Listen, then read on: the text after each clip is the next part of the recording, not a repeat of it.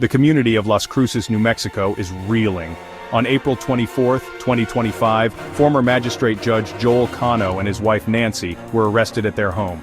Federal agents descended upon the quiet neighborhood. They swarmed the Cano property.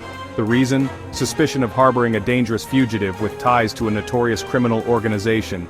The Canos, once respected members of the community, found themselves at the center of a rapidly unfolding scandal. Accusations flew. Whispers turned to shouts. The trust had been shattered.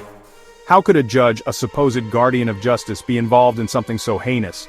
The arrest sent shockwaves through the legal community and beyond. This was not just a simple arrest, it was a stunning fall from grace. The community watched in disbelief as the Canos, their faces etched with worry and confusion, were taken into custody.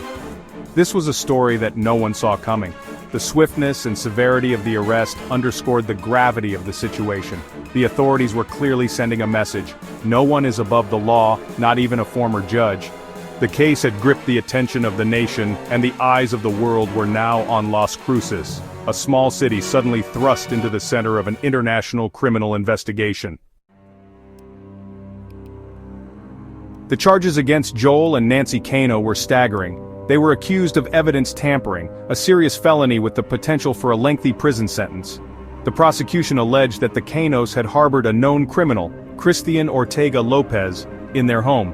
Ortega Lopez, an undocumented Venezuelan migrant, was wanted on multiple charges, including illegal firearm possession and suspected ties to the notorious Tren de Aragua gang.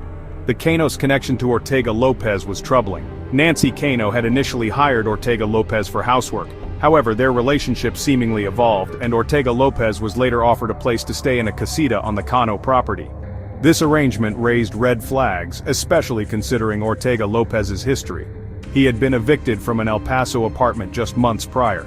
It seemed the Canos had opened their home to a man with a questionable past, a decision that would have dire consequences. The prosecution's case hinged on a mountain of evidence.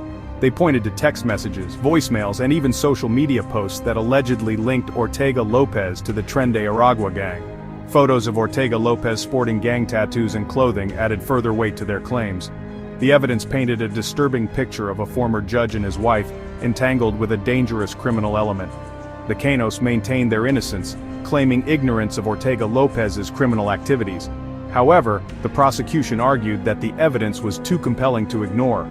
They alleged that the Canos had turned a blind eye to Ortega Lopez's criminal associations for their own personal gain. As the trial approached, the courtroom buzzed with anticipation. The fate of Joel and Nancy Cano hung in the balance, their once sterling reputation in tatters.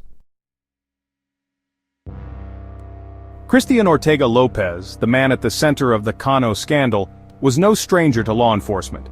He had entered the United States illegally in December 2023. His presence in the country was a crime in itself. However, his alleged involvement with the Tren de Aragua gang elevated his case from a simple immigration violation to a matter of national security. The Tren de Aragua, a violent criminal organization originating in Venezuela, had been spreading its tentacles throughout South and Central America, leaving a trail of bloodshed and terror in its wake. The gang was known for its brutality, engaging in drug trafficking, extortion, and human smuggling. The thought of such a dangerous organization operating on American soil sent chills down the spines of law enforcement officials. Ortega Lopez's arrest on the Cano property in February 2025 had initially flown under the radar. He was charged with being in the country illegally and possessing a firearm. However, the prosecution, sensing a deeper connection, dug deeper. They uncovered a treasure trove of evidence linking Ortega Lopez to the Tren de Aragua gang. His tattoos, often used by gangs as marks of affiliation, told a story of loyalty and violence. Voicemails recovered from his phone revealed conversations in coded language, discussing illicit activities. The prosecution successfully appealed Ortega Lopez's initial release, arguing that he posed a significant flight risk and a danger to the community. His gang affiliation, once a mere suspicion, was now undeniable. Ortega Lopez, the unassuming houseworker, stood exposed as a potential operative for a ruthless criminal enterprise. The arrest of Joel and Nancy Cano sent shockwaves through Las Cruces. This was not just a simple case of alleged criminal wrongdoing. It was a betrayal of trust that shook the community to its core.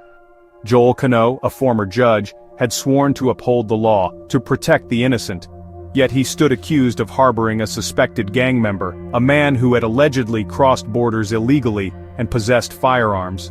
The revelations about Ortega Lopez's alleged gang ties only deepened the sense of unease.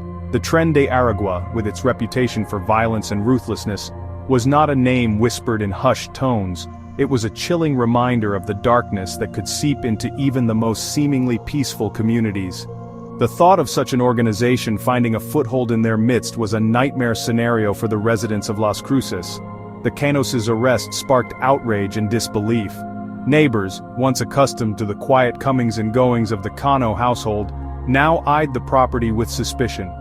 How could they have not known? What had happened to the couple they thought they knew? The questions lingered, unanswered, fueling the rumor mill that churned relentlessly. In the wake of the scandal, the New Mexico Supreme Court took swift action, ruling that Joel Cano could never again hold judicial office in the state.